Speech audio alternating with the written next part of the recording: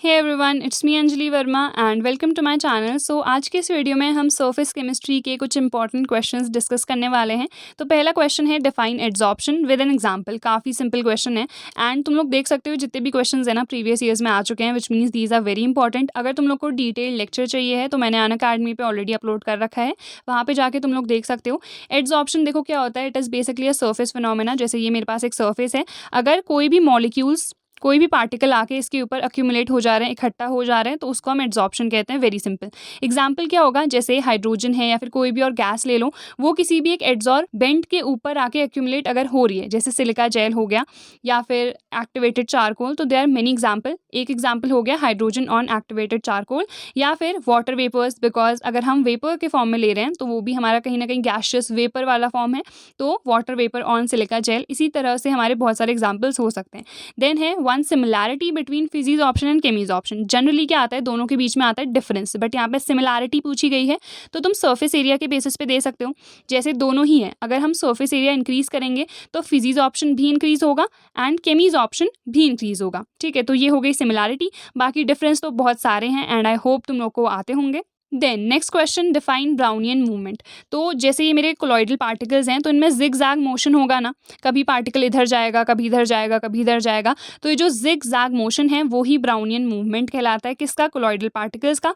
Cause क्या होता है, ये बहुत इंपॉर्टेंट है। कॉज इसका होता है the unequal bombardment of the particles of dispersed phase by the particles of dispersion medium. मतलब क्या है, देखो ये पार्टिकल्स किसके होते हैं, हमारे डिस्पर्स्ड फेज के। अब हमारा डिस्पर्जन मीडियम भी होगा, मान लो कोई लिक्विड है, ठीक है, तो ये पार्टिकल्स इधर उधर मूव कर रहे होंगे। अब इक्वली तो बम्बार्ट नहीं करेगा ना, बम्बार्टमेंट तुम्हें पता है ना, जैसे अल्फा पार्टिकल्स का बम्बार्टमेंट हुआ था, इन द सेम वे तो ये जो हमारा लिक्विड है या फिर डिस्पर्जन मीडियम है तो अनइक्वली बम्बार्ट करेगा, किसी को इधर डाल देगा, किसी को इधर डाल देगा। तो ये जो अनइक्वल बम्बार्टमेंट हो रहा है उसी की वजह से ब्राउनियन मूवमेंट होता है। ठीक है, इसी के साथ ही I would like to tell you all about the unlock 20 offer जो कि चल रहा है फिलहाल अनअकैडमी पे। अनलॉक 20 का मतलब है कि अगर मेरा कोड तुम लोग यूज़ करते हो जो कि है ANJV10, तो तुम्हें 20% का डिस्काउंट मिलेगा किसी भी अनअकैडमी के सब्सक्रिप्शन पे। बट ये ऑफर जो है लिमिटेड टाइम के लिए ही वैलिड है, that is from 14 March two 16 मार्च। तो अगर इसके बाद तुम लोग परचेस करते हो तो मेरा कोड यूज़ करने पर तुम्हें खाली 10% का ही डिस्काउंट मिलेगा। सो अभी ये बहुत ज़्यादा अच्छा ऑफर है बिकॉज तुम लोग के अभी एग्जाम्स भी आने वाले हैं। तो अगर किसी को भी अनअकैडमी का सब्सक्रिप्शन परचेस करना है, this is a very good time because तुम्हें 20% का डिस्काउंट मिलेगा अनअकैडमी के किसी भी सब्सक्रिप्शन पे। अनअकैडमी के प्लस और आइकॉनिक सब्सक्रिप्शन के बहुत सारे बेनिफिट्स हैं। जो इंडिया के टॉप एजुकेटर्स हैं उनके बैचेस तुम लोग को मिलते हैं। किसी भी अपने मनपसंद बैच में तुम लोग एनरोल कर सकते हो after purchasing the plus subscription. Iconic में you also get a personal mentor to guide you, as well as वहाँ पे पेरेंट कंट्रोल भी होता है। तो उसका जो प्राइस है एज कम्पेयर टू प्लस थोड़ा सा ज़्यादा होता है, बट जितने भी प्लस के बेनिफिट्स हैं वो तुम्हें आइकॉनिक में देखने को मिलेंगे। तुम्हें रिकॉर्डेड क्लासेस भी मिलती हैं एंड अनलिमिटेड एक्सेस उसका होता है। सो अगर किसी को भी परचेस करना है, this is the best time for you. Also if you are in class 10th और 12th CBSE बोर्ड, तो तुम लोग को 46% तक का डिस्काउंट मिलने वाला है अनअकैडमी के 3 मंथ के सब्सक्रिप्शन पे। मेरा कोड डेफिनेटली यूज़ कर लेना जो कि है ANJV10। इसी के साथ ही इमर्ज मॉक टेस्ट भी चल रहा है, तो उसके लिए भी एनरोल करो। सारी लिंक्स जो है वो मैं डिस्क्रिप्शन बॉक्स में तुम लोग को प्रोवाइड कर दूंगी। जितने भी बेनिफिट्स हैं वो तुम लोग अवेल कर सकते हो, बस मेरा कोड जो है वो यूज़ कर लेना। Then we have how is it responsible for stability of colloidal solution या फिर कोलॉइडल सोल। तो स्टेबिलिटी के लिए ब्राउनियन मूवमेंट बहुत इंपॉर्टेंट रोल प्ले करता है। तो क्यों हमारी ब्राउनियन मूवमेंट की वजह से स्टेबिलिटी होती है? अब देखो, अगर जो हमारा कोलॉइडल सोल्यूशन है वो कोआगुलेट हो गया, कोआगुलेशन का मतलब आई होप तुम्हें पता होगा, कोआगुलेशन का मतलब होता है प्रेसिपिटेशन। मतलब जो भी मेरे पार्टिकल्स अभी रैंडम मोशन में थे, अब वो नीचे आके इकट्ठा हो जाएंगे। तो अगर ब्राउनियन मूवमेंट है, जिग जैग मोशन हो रहा है इधर उधर, तो क्या कभी भी वो नीचे आके ऐसे सेटल होंगे? नहीं। तो विच मीन्स ये जो ब्राउनियन मूवमेंट है, जो अनइक्वल बम्बार्टमेंट हो रहा है, जिग जैग मोशन हो रहा है, वो उसे स्टेबिलिटी प्रोवाइड कर रहा है ना। उसे किससे बचा रहा है? कोआगुलेशन से बचा रहा है। और कोआगुलेशन मैंने तुम्हें बता दिया क्या है। कोआगुलेशन इज द प्रेसिपिटेशन, यानी कि नीचे आके वो सेटल हो जाते हैं। ठीक है, नेक्स्ट है हमारे पास what do you understand by an adsorption isotherm. अब देखो, आइसो का मतलब सेम है, थर्म टेम्परेचर के लिए। तो जब टेम्परेचर मेरा क्या रहे, कांस्टेंट रहे, एंड जो ग्राफ है वो एक्सटेंट ऑफ एड्सॉर्प्शन जिसे हम x/m से डिनोट करते हैं, एंड प्रेशर के बीच में अगर मैं एक ग्राफ प्लॉट कर दूं तो उसे हम कहते हैं आइसोथर्म। ठीक है।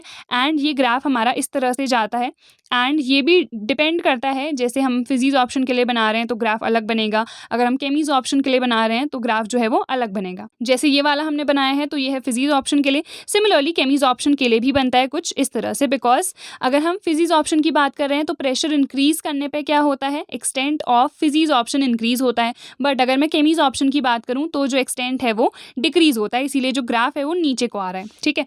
तो आई होप ये वाला समझ में आ गया। A brief description of Freundlich adsorption isotherm, तो इसकी एक स्टेटमेंट होती है x/m, यानी कि extent of adsorption is directly proportional to p⁴ ठीक है। तो ये हमारा फ्रियोनलिच का एड्जॉर्प्शन आइसोथर्म होता है। ये जो है हाई प्रेशर पे फेल हो जाता है, विच मीन्स अगर हम हाई प्रेशर पे बात करेंगे so in that case it will become independent of pressure. उस टाइम पे x/m is equals to k हो जाएगा। जो पावर है 1/n वो कितनी हो जाएगी, 0। अगर वो 0 हो गई तो p⁴ कितना हो जाएगा, 1। एंड प्रोपोर्शन का साइन हटाओगे तो क्या आ जाएगा हमारा, कांस्टेंट टर्म, ठीक है। तो हाई प्रेशर पे ये फेल हो जाता है। Then, with the help of an example, explain how Phys option changes to Chemies option with the rise in temperature. अब देखो जैसे जैसे टेम्परेचर बढ़ता है ना, तो जो फिजीज ऑप्शन है वो कहीं ना कहीं हमारा केमीज ऑप्शन में कन्वर्ट हो जाता है। Give the reason for the change. अब यहाँ पे एक एग्जाम्पल की हेल्प से हमें बताना है, तो हम ना इसमें बहुत सिंपल सा एक एग्जाम्पल ले सकते हैं, हाइड्रोजन ऑन निकल।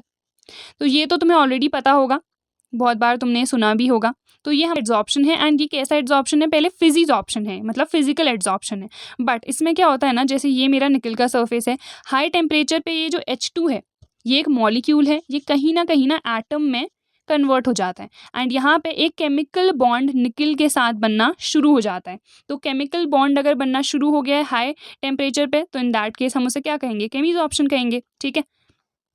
सो ये कंप्लीट रीजन भी है, इसका तुम स्क्रीनशॉट भी ले सकते हो। Adsorption of hydrogen on finally divided निकल। फाइनली डिवाइडेड क्यों लेते हैं, बिकॉज पाउडर्ड फॉर्म में या फिर अगर फाइनली डिवाइडेड हम ले रहे हैं तो सरफेस एरिया जो है ज़्यादा होती है। तो फिजीज ऑप्शन होता है लो टेम्परेचर पे, बिकॉज उसमें क्या है, weak van der Waals forces. Weak van der Waals forces क्या होते हैं, हमारे फिजिकल फोर्सेज होते हैं एंड यूनिवर्सल होते हैं, जिसकी वजह से इसको हम क्या कहते हैं, फिजिकल एड्जॉर्प्शन कहते हैं। आई एम सो सॉरी, यहाँ पे हैंड राइटिंग जो है बहुत गंदी बन रही होगी, because I am shooting from phone, ठीक है। बाकी लेक्चर्स वगैरह तो लैपटॉप से लेते हैं, बट ये रिकॉर्ड नहीं हो पाता है उतना सही से, तो इसीलिए मैं फ़ोन से रिकॉर्ड करती हूँ। एंड इसके बाद देखो with the rise in temperature क्या होता है, हाइड्रोजन मॉलिक्यूल जो है वो हाइड्रोजन एटम में ब्रेक हो जाता है एंड कहीं ना कहीं वहाँ पे केमिकल बॉन्ड बनना शुरू हो जाता है, जिसकी वजह से केमीज ऑप्शन अकर करता है, ठीक है। तो I hope this is clear. वैसे भी फिजिकल एड्जॉर्प्शन तुम्हें पता है, अगर फिजिकल फोर्सेज यानी कि वीक वॉन्डरवॉल फोर्सेज अगर हैं सो इन दैट केस वो फिजीज ऑप्शन होता है, अगर केमिकल बॉन्ड बन रहा है तो केमीज ऑप्शन होता है, ठीक है। Then explain the following. Same substance can act both as colloid and crystalloid. Colloid और क्रिस्टलॉइड ना कोई भी एक सब्सटेंस नहीं होता है, but this is a state of substance. इसका क्या मतलब है, अगर वो पार्टिकल जो है उसका रेंज है 1 नैनोमीटर से 1000 नैनोमीटर के बीच में, तो इन दैट केस तो कोलॉइड की तरह एक्ट करेगा। बट सेम पार्टिकल को अगर मैं किसी और डिस्पर्जन मीडियम में डाल दूं या फिर कोई और लिक्विड में उसे घोल दूं, so in that case particle size अगर कम हो जाएगा ना तो वो एक्ट करेगा क्रिस्टलॉइड की तरह, मतलब जिसका जो पार्टिकल साइज होगा 1 नैनोमीटर से क्या होगा, छोटा होगा, ठीक है। क्रिस्टलॉइड या फिर ट्रू सोल्यूशन कह दो, एक ही बात है। तो एक एग्जाम्पल से हम इसे समझते हैं। NaCl जो हमारा सॉल्ट होता है, इसको अगर मैं पानी में घोल दूं, तो अब बताओ पानी में अगर मैं घोल देती हूँ नमक को, कंप्लीटली घुल जाएगा, तो जो पार्टिकल साइज है क्या होगा, कम होगा, तो वो क्रिस्टलॉइड की तरह एक्ट करेगा। बट अब ये सेम NaCl को अगर मैं डाल दूँ बेंजीन में C6H6, तो यहाँ पे क्या होगा ना, कंप्लीटली नहीं घुलेगा वो। अगर ये कंप्लीटली नहीं घुला तो NaCl का पार्टिकल साइज कितना हो गया, बड़ा हो गया, तो कहीं ना कहीं वो कोलॉइडल रेंज में आ जाएगा ना। तो वो जो सेम सब्सटेंस है, सेम हमारा NaCl है, वो कोलॉइड की तरह भी एक्ट कर रहा है, वो क्रिस्टलॉइड की तरह भी एक्ट कर रहा है, डिपेंडिंग अपॉन कि क्या इंटरैक्शन है between this and the dispersion medium. अगर कंप्लीटली घुल गया है, पार्टिकल साइज कम हो गया है, तो क्रिस्टलॉइड बन गया। एंड सेम वही चीज़ अगर बहुत अच्छे से नहीं घुल पाई है, सो इन दैट केस वो कोलॉइडल रेंज में आ गया, ठीक है। तो I hope it's clear. Artificial rain is caused by spraying salt over clouds. Salt यानी कि अगेन हम NaCl की बात कर रहे हैं। तो देखो यहाँ पे क्या होता है ना, कोएगुलेशन तुम्हें पता होगा, तो जो रेन अकर करती है वो भी कहीं ना कहीं हमारे कोएगुलेशन की वजह से ही अकर करती है। एंड रेन एक्चुअल में कैसे अकर करती है, अगर दो ऑपोजिटली चार्ज क्लाउड्स जो हैं आपस में मिल जाएं, जैसे ये मेरा पॉजिटिवली चार्ज क्लाउड है, ये मेरा नेगेटिवली चार्ज क्लाउड है, आपस में मिल गए तो दोनों ने न्यूट्रलाइज कर दिया, कोएगुलेशन हुआ एंड हमारी रेन अकर कर गई। अब सिमिलरली यहाँ पे भी यही होता है, NaCl अगर मैं ऐड कर दे रही हूँ, सो इन दैट केस वहाँ पे कोएगुलेशन अकर करता है, जिसकी वजह से रेन स्टार्ट हो जाती है।